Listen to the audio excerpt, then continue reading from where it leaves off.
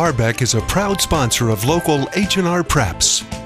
Kelly, I just got a new cell phone. It's awesome. And I just shot a video of Nick at the game tonight. Oh my God, he is so cute. I'll send it to you right now. We help you stay connected with a cute picture here and there. Buy local. Buy Barbeck.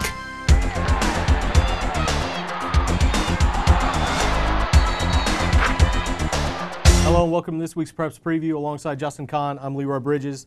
Macon County Boys Basketball Tournament ended on Friday. Warrensburg-Latham champions. We're going to get into that, kind of talk about what we saw, winners and losers. Justin, maybe somebody or a couple teams who were losers last week. Well, two teams, Central A&M and Maroa Forsyth, neither won a game. A&M had that tough loss to Warrensburg. They felt like they should have, took the ball inside a little bit more late in the game, and then they ended by losing to Cerro Gordo. I know they probably wanted to make a little bit more noise, and same with Maroa, who lost a really tough one against St. Teresa, and then kind of ran into a buzzsaw, and Argenta, who I think is going to surprise a lot of people this year. I think they're much better than they've been the past couple of years. And just, you only get 2 games. Most of the teams get 3 games. When you only get 2 games, you lose them both. I know both these teams kind of feel like they need to get out there and get some experience. So that's kind of a tough tournament for those teams. That's a tough role. I know A&M, they seem like missed opportunity there in that first game against Warrensburg, who ended up winning it. My loser, and not to pile on, but Sangamon Valley, I know I've talked a lot about this team. I thought they could have been the one seed going in. They were the 3 seed, and they lose, ended up getting 4th place. They go 1-2, and largely because they couldn't shoot the ball. Right. And at the center of that was Eric Leonard, their star. And I know we've hyped up Eric Leonard a ton, but when you average 20 points a game as a sophomore and you bring back the majority of key pieces to a team, it's tough to see maybe a team regressing early in the season, and that's kind of what they've done. Now give them time, we'll kind of wait and see, but here in the next couple of weeks, if they don't start to turn things around and Leonard doesn't start to solve a box and one and double teams that he's going to see, you're going to have to start scratching my head a little bit. Yeah, Leonard's a tough kid. I think he's proven that in the past. I'm sure that nobody's, more disappointed in how they've started than him, and I think that I do think they'll right the ship. It is a little disturbing, though, that they have regressed a little bit from last year. Yeah.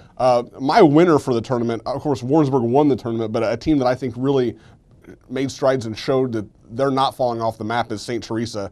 They have a good mix. We heard they had a good JV team and had some good guys coming up. Saw a little bit out of Aaron Michael last year, but these guys I think are performing above expectations, at least our expectations, I think, early. And Tom Noonan's doing a great job in his first year. He's been with the program as an assistant to Bill Ipson, but they're doing a nice job, and I think they're going to challenge for the top few spots in this conference. Yeah, and I can't say enough good things about Tom Noonan. I know Bill Ipson was a great coach for St. T, and we just weren't sure what to expect. When you don't see a guy coach and he's gotten those guys to play well early on. My winner is the winner, the county champion, Warrensburg-Latham.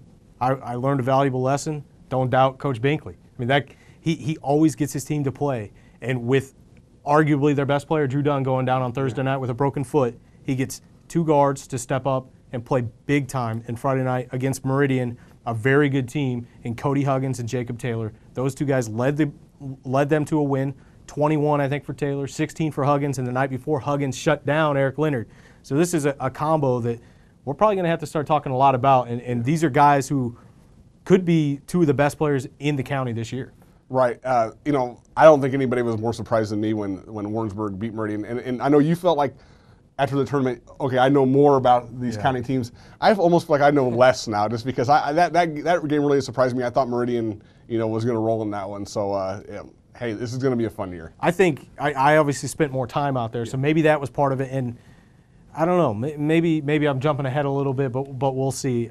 Moving along, looking at top 5s this week. Justin, you have any movement this week?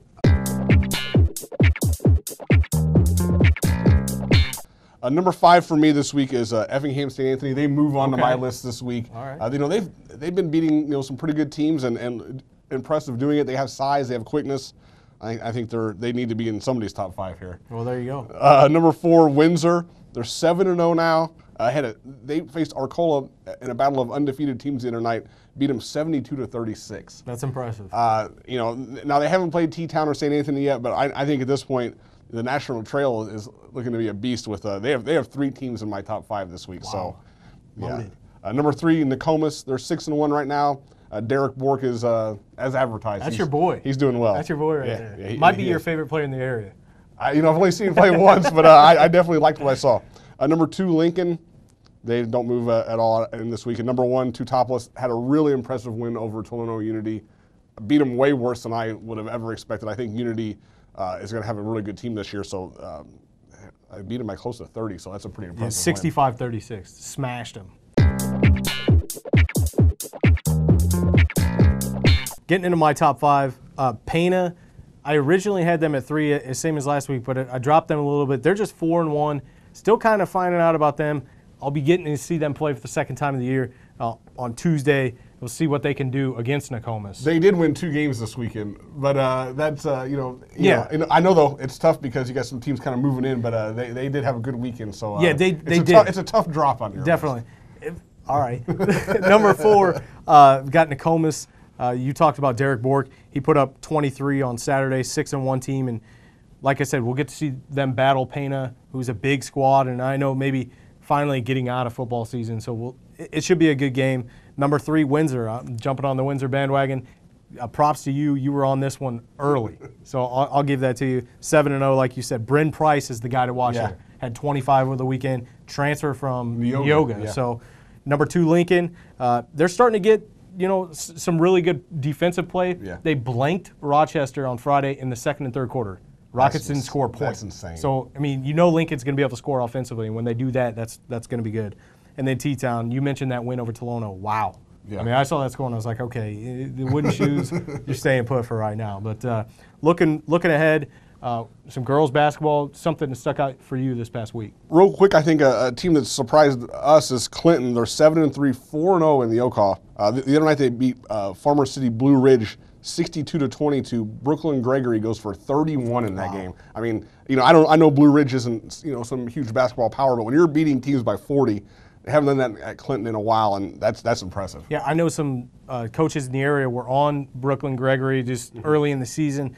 Mentioned her, and we got her in our preseason player of the year, or players list, which is good nod for us on that part. I'm going to talk about PANA again. I mean, this team continues to roll off wins, 10-1. Now, I mentioned it before. This looks like this is the team we expected last year. Yeah. I mean, they're turning the corner, and J.R. Berduris, the coach down there, getting it done. They've got 3 players. Allison Allen is obviously the key there, but also they're getting some scoring from Schoonover and Eder. So balance might be the difference between this year and last. Yeah, definitely. All right, make sure you check out hrpreps.com for full coverage all week long of all the high school basketball action in the area. Also the pick'em. I'm not doing too hot, but what's new? I've got time to rebound, so we'll see you out there.